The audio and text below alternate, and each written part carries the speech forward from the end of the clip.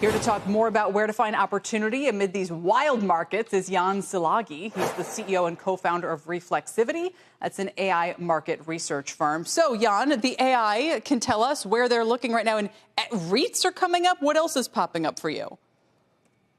Hi, thanks for having me on the show. Yeah, so REITs are obviously the focus currently, primarily because we are seeing quite a lot of movement on the interest rate side.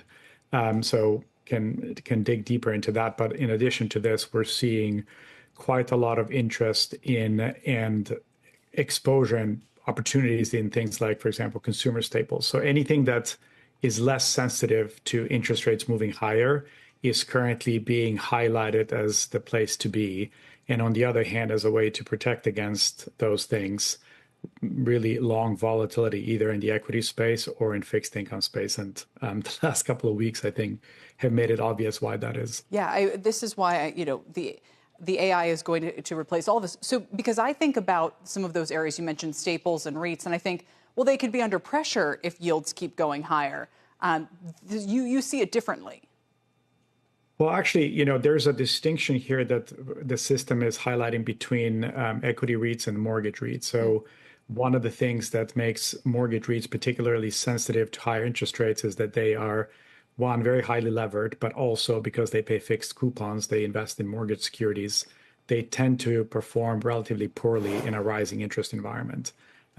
With equity REITs, in contrast, the underlying asset are actual properties where you could over time see increases in rents, increases in property prices. So there's an implied hedge in the actual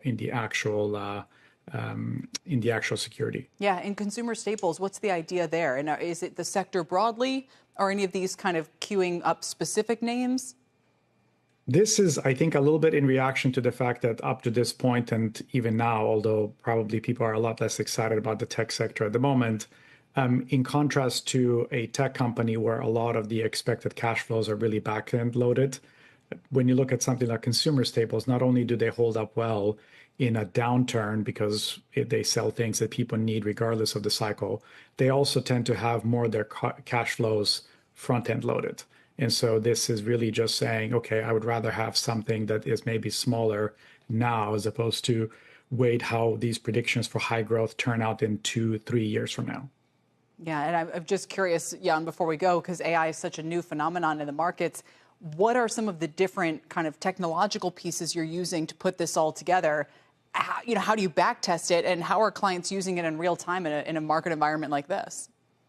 Yeah, so our primary audience is hedge fund clients, as you won't be surprised to hear. And the main use is that the system's ability to do very, very quick calculations and communicate with you in a natural language just makes an environment like this particularly apt for using a system, because there are so many things that are changing literally day to day, things that we're not used to changing quite so quickly.